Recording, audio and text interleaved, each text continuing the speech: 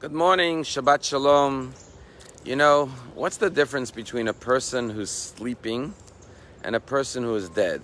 Now, obviously, a person who is dead isn't breathing, while a person who is sleeping is breathing. But besides the physical breath, what is the difference between a sleeping person and a dead person? And the answer is that a dead person isn't dreaming. A person who's asleep is still dreaming. To be alive means to have dreams. Now, what does it mean to have dreams? When you're alert and you're awake, you realize the physical limitations that you have to deal with, and therefore you can't dream out of the box. A dream physically is something that is not logical or rational, but in a dream anything could happen. And to dream while awake with your eyes open means to think outside of the natural limitations of life. And that's really the story of the Jewish people. We're only here today because we never stopped dreaming. No matter what the physical realities and circumstances of life were, we always had big dreams. We dreamt of coming back to Israel, of the return of the temple, of the coming of Mashiach. And every day in our prayers, we dream. And someone may look at the realities of life and say, how can this happen? But as Jews, we know that if you don't dream, then your dreams will never come true. You have to have dreams, and not just when you're asleep, but more importantly, when you're awake. And in this week's Torah portion, we find Moshe Rabbeinu comes to the Jewish people and he says, God sent me to tell you the time of your redemption has arrived.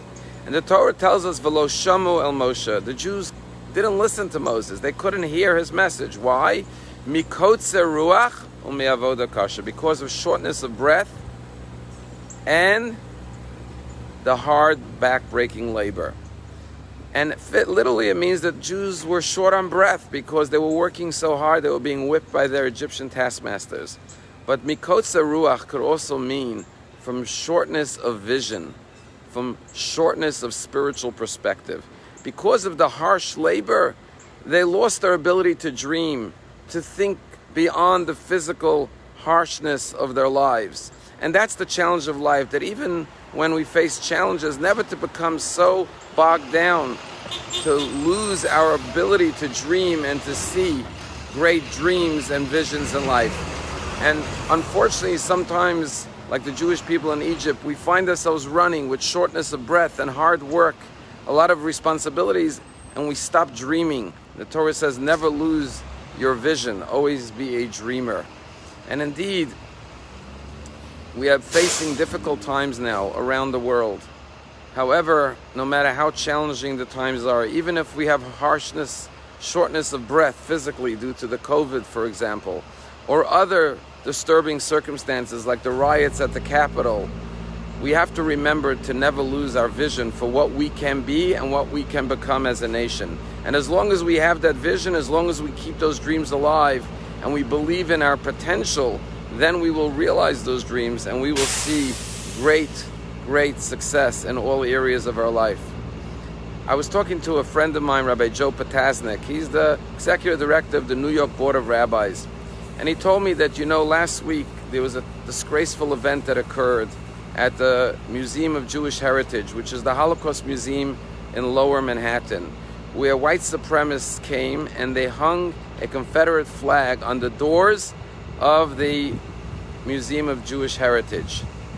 And the doors of the museum, this Holocaust Museum, face a display of a cattle car that Jews were crammed into and sent off to their deaths. And many Jews didn't even survive days of travel with no food or water or very little air to breathe on these cattle cars. And right in front of the doors where these white supremacists hung their Confederate flag is an actual cattle car on an exhibit. And these white supremacists took a photo in front of their Confederate flag, which is a racist and a white supremacist symbol, and they made a salute, a Hail Hitler salute, and photographed this with the cattle car in the background and put it up on social media. Well, this event was condemned widely by everyone, starting with the museum, obviously, to see such blatant anti-Semitism at such a sacred place like a Holocaust museum. However, Rabbi Potasnik told me that right across the street from the Museum of Jewish Heritage, there is a public school. a large public school. And the museum's director got a call the next day from the principal of the school. And they said, we heard what happened at the museum. We read about what happened with the Confederate flag and the Heil Hitler salute. And we spoke to our children about it, about how we have to stand up and condemn anti-Semitism and racism and fascism. And we would like to come with our entire school to pay tribute to the memory of the 6 million. And yesterday, the entire public school, with the principal and the teachers, came to visit the Museum of Jewish Heritage and came outside in front of those very doors with the white supremacists hung up their Confederate flag, right in front of the cattle car. And being socially distanced, all the students stood outside and held a vigil in memory of the 6 million. And then when they concluded, they asked the director of the museum if in honor of Martin Luther King, if they could sing "We Shall Overcome." And the entire school sang "We Shall Overcome." That is the spirit, the vision that we have to have as Americans, as Jews, that yes, in every generation we face obstacles, but we survived and overcame, and we will continue to overcome, because we never stop dreaming of a better world, of a better reality. And even if the facts on the ground don't support that reality, in a dream anything could happen. And the Jewish people are living proof that dreams do come true. Shabbat Shalom, let's keep on dreaming.